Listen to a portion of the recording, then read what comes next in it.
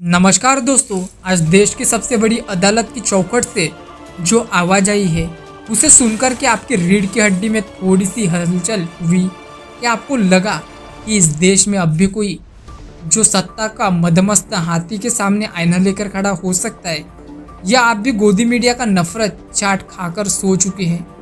मैं VMP frontline पर आपका स्वागत करता हूँ। आज सुप्रीम कोर्ट की टिप्पणी ने सिर्फ किसी एक सरकार को कटघरे में नहीं खड़ा किया, बल्कि उस मिजाज, उस अहंकार और उस सोच को सीधी चुनौती दी है जो खुद को आईना और संविधान से भी ऊपर तस्वुर करने लगा था। सुप्रीम कोर्ट ने आज बेहद तक बहुत ही साफ लफ्जों में यह मुकद्दर कर दिया है कि हुकूमत चाहे कितनी भी रसूखदार हो, सत्ता का रसूख कितना भी बेलगाम क्यों ना हो, वह इस मुल्क के आईने से बड़ी नहीं हो सकती। अदालत की इस व्यवस्था महज एक कानूनी टिप्पणी नहीं है भाइयों और बहनों, बल्कि उन तमाम सुनियोजित कोशिशों पर एक गहरा प्रहार है जिसके जरिए इस जमहूरियत की बुनियादी दीवारों को ढहाने की कोशिश की जा सकती है। सर्वोच्च न्यायालय ने आज इस मुल्क को याद दिलाया कि हिंदुस्तानी किसी रसूखदार शख्स, किसी रियासी दल या किसी खास विचारधारा की मर्जी से नहीं, बल्कि सिर्फ और सिर्फ बाबा साहेब डॉक्टर भीमराव अंबेडकर के लिखे संविधान से संचालित होता है। गुजरे कुछ वर्षों से हम और आप लगातार देख रहे हैं, टीवी के पर्दों पर भी देख रहे हैं और सड़कों पर भी संविधान की तयशुदा सरहदों पीछे ढकलने की मुसल की कोशिश हो रही है। कभी नए कानूनों के नाम पर, कभी चुनावी बहुमत की भनक दिखाई जाती है, तो कभी राष्ट्रवाद की आड़ लेकर आपको और हमको डराया जाता है। मगर सुप्रीम कोर्ट ने आज बिना किसी लाग लपेट के, बिना किसी हिचकिचाहट के कह दिया है कि कोई भी रहनुमा, कोई भी सियासी जमात और कोई भी हुकूमत इस पावन किताब से ऊपर नहीं बैठ सकती, चाहे उसके पास संसद में कितना ही बड़ा प्रचंड बहुमत क्यों ना हो।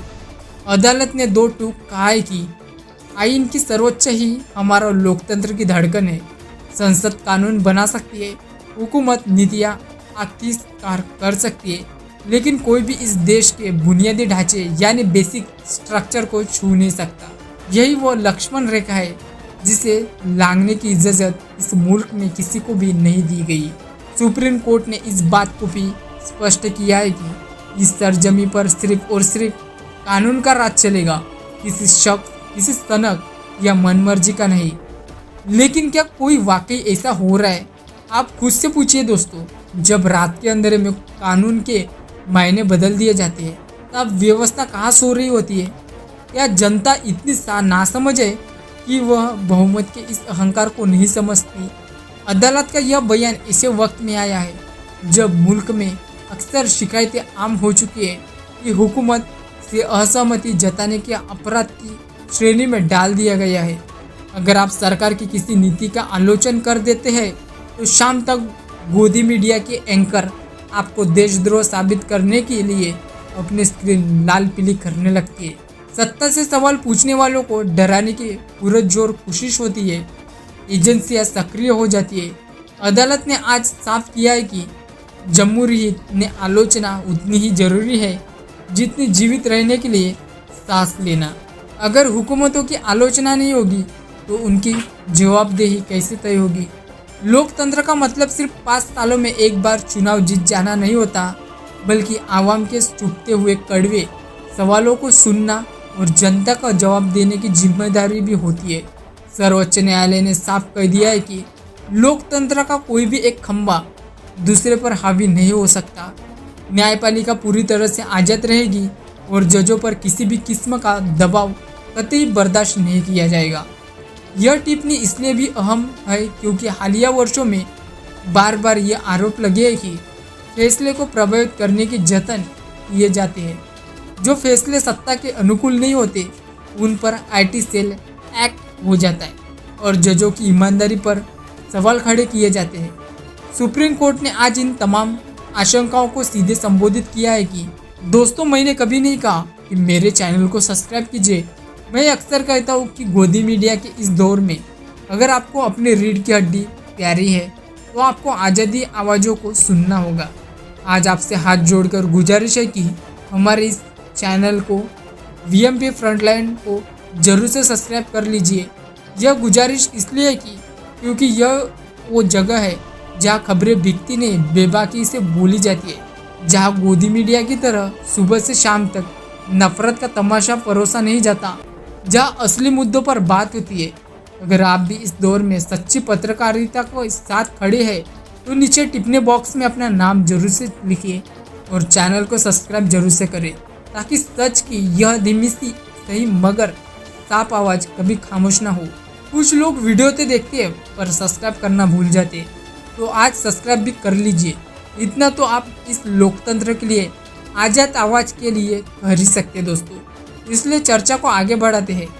मुख्य न्यायाधीश जस्टिस सूर्यकांत ने संविधान में बुनियादी ढांचे को बेहद सरल भाषा में समझाते हुए कहा कि यह वो लकीर है जिसके आगे जाने की इजाज़त किसी भी हुकूमत को नहीं है। संविधान में संशोधन तो मुमकिन है, लेकिन उसकी आत्मा से छेड़छाड़ नहीं की जा सकती। अदालत का यह रुख तमाम कानूनों को पृष्ठभूमि में बेहद ही अहम हो जाता है, जिन पर पहले भी सुप्रीम कोर्ट ने सवाल उठाए, चाहे वह ट्रिब्यूनल से जुड़ा कानून रहे हो या चुनावी चंदे यानी इलेक्ट्रोकल बॉन्ड्स संबंधित योजनाएं। अदालत ने एक और बड़ी बात कही है। अदालत ने दोहराया कि भारत एक धर्मनिरपेक्ष राज्य है, जहां हुकूमत अपना ही कोई धर्म नहीं होता। यहाँ तमाम मजहबों को बराबर सम्मान मिलेगा और कोई भी विचारधारा संविधान के इस बुनियादी सिद्धांत को कमजोर नहीं कर सकती। जब देश की सबसे बड़ी अदालत कहती है कि राज्य का कोई धर्म नहीं होता, तो वह सीधे तौर पर उन तमाम राजनीतिक नारों और प्रयोगों पर सवाल खड़ा करती है जिनमें धर्म को सत्ता का औजार चुनना और जीतने की मशीन बनाने की कोशिश की जाती है। सुप्रीम कोर्ट ने साफ कह दिया है दोस्तों, राज्य नागरिकों का होता है, किसी एक पहचान या किसी एक खास मजहब का नहीं। नागरिकों के लिए अधिकार सर्वोच्चोपरि है। यह फैसला सिर्फ आज की सरकार तक सीमित नहीं है भाइयों और बहनों, बल्कि आने वाले समय के लिए भी एक बड़ा चेतावनी संकेत है।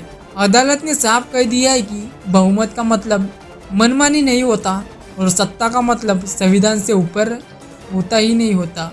और सबसे महत्वपूर्ण बात, अदालत ने संकेत दिया है कि कानून का दुरुपयोग लोकतंत्र को अंदर से खोखला कर देता है। अगर कानून सिर्फ विरोधियों को लिए है और सत्ता के समर्थकों के लिए नहीं, तो वह कानून नहीं बल्कि हथियार बन जाता है। और हथियारों से देश नहीं चला जा सकता, देश सिर्फ कानून से चलता है। डर से खामोशी तो आ सकती है हुजूर, लेकिन सहमति नहीं। और बिना सहमति के लोकतंत्र सिर्फ एक दिखावा बनकर रह जाता है। इसलिए दोस्तों, यह फैसला सिर्फ एक कानूनी जीत नहीं है, यह हमारे लोकतंत्र के सांसों के लिए ऑक्सीजन जैसा है। यह याद दिलाता है कि सत्ता स्थायी नहीं होती, लेकिन संविधान स्थायी होता है। जो लोग आज सत्ता के नशे में हैं, उन्हें समझना होगा कि लोकतंत्र में आखिर शब्द हमेशा संविधान का होता है, सरकार का नहीं। आज सुप्रीम कोर्ट के लिए इस ऐतिहासिक हुंकार पर, संविधान की सर्वोच्चता पर आपका क्या सोचना है? क्या आपको लगता है कि इस फैसले के बाद गोदी मीडिया और सत्ता की सोच बदलेगी? अपनी राय नीचे कमेंट बॉक्स में जरूर से लिखिए और हमारे वीएमपी फ्रंटलाइन चैनल को सब्सक्राइब जरूर से करिए। मिलते हैं दोस्तों नेक्स्ट वीडियो में, तब तक के लिए जय हिंद, जय भारत।